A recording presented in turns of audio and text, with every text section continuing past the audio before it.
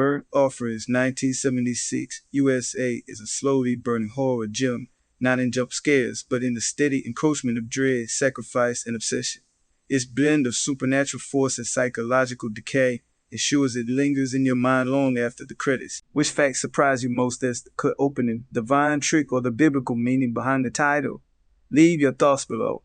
If you enjoyed this dive into Burnt Offerings, 1976 USA, be sure to like, share, and subscribe for more hidden stories from Chile cinema. Fact 01. The house is filmed fully on location. The Grand Mansion in Burnt Offerings, 1976 USA wasn't a studio set. The film was shot entirely on location in the historic Dunsmore House in Oakland, California.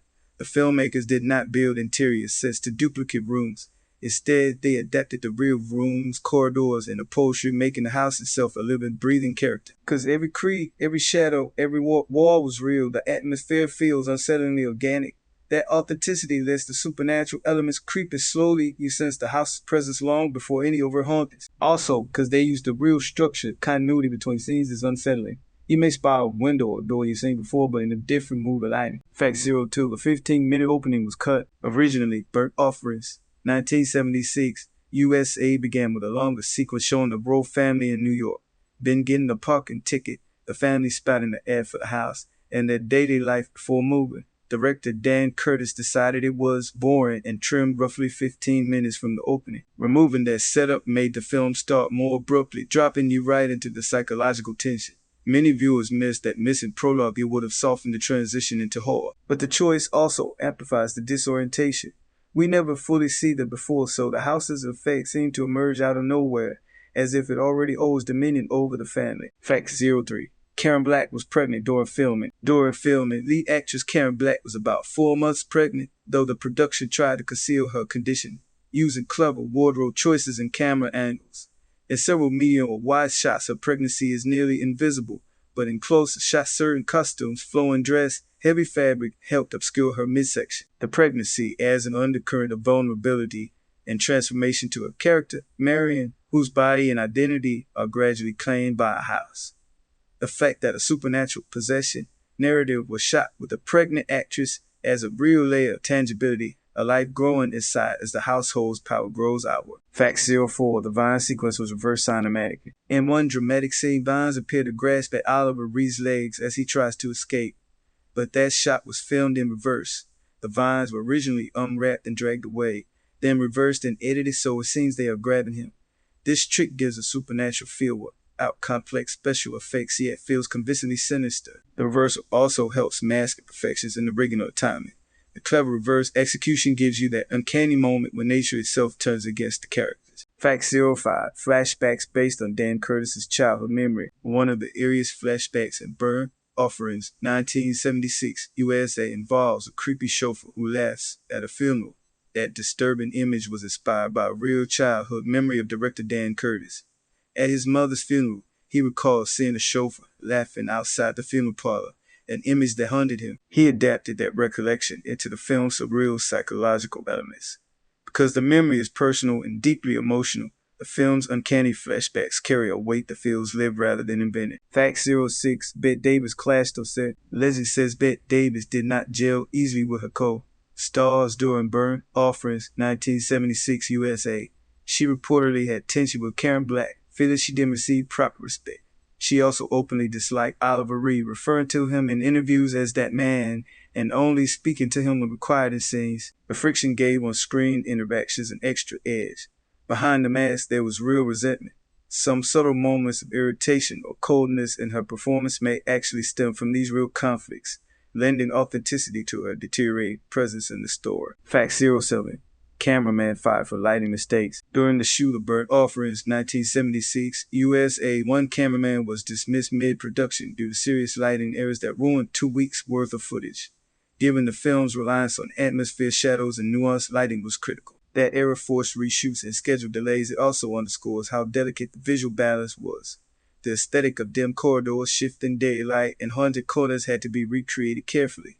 That back and forth contributes to the sense that the house is always half in shadow, threatening to swallow the characters. Fact 08. Budget versus box office loss. The budget for Burnt Offerings 1976 SUSA was about $2 million, but the film grossed only around $1.56 million, making it a financial loss. Despite the star cast Karen Black, Oliver Reed, Bette Davis, and haunted premise, it failed to lure large audiences initially. It had a limited release, modest promotion, and mixed critical reception. But over time, it gained a cult reputation. Its flaws and idiosyncrasies became part of the allure. Today, its scarcity on streaming and specialty horror retrospectives adds to its mystique. Fact 09. Title has biblical root in Leviticus. The title burnt offers echoes a concept in the Bible, specifically Leviticus, referring to a sacrifice by fire or a gift offered to God. That dual meaning resonates in the film. The royal family becomes the offered sacrifice to the consuming house. The notion of fire sacrifice, ownership, and devotion underlies the entire story. The title isn't just evocative.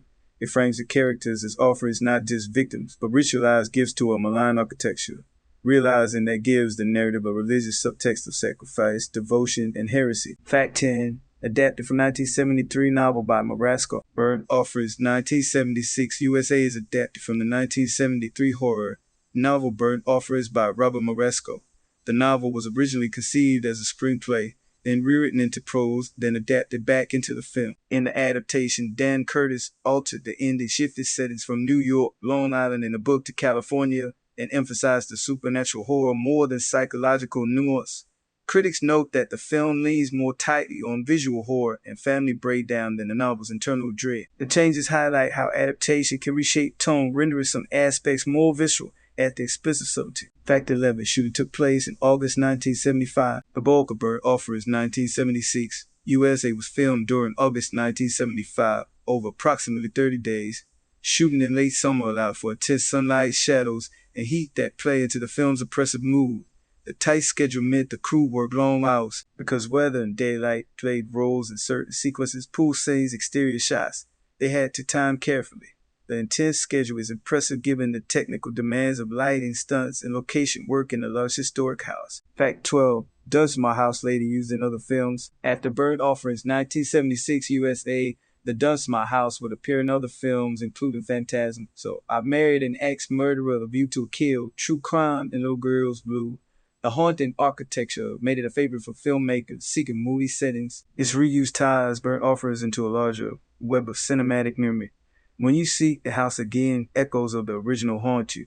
It becomes part of film lore geography, a haunted landmark in the minds of genre fans. Fact 13. The film critically mixed but awarded status. Upon release, Burnt Offerings 1976 SUSA received mixed reviews as some critics praised atmosphere, others found plot. But in 1977 it won 3 Saturn Awards.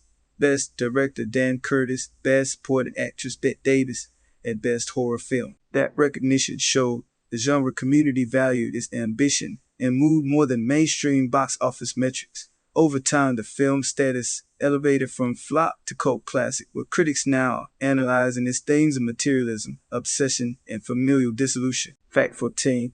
Commentary reveals Curtis's personal stays. In DVD commentary, Dan Curtis reveals personal connections to the story. He had long wrestled with material obsession, haunted houses, and family dynamics. He admitted he disliked the novel's open ending, so he crafted the film's conclusion to give closure. Also, he took inspiration from his own fears and memories like the chauffeur memory described earlier. The film becomes not just adaptation, but a piece of Curtis's psyche.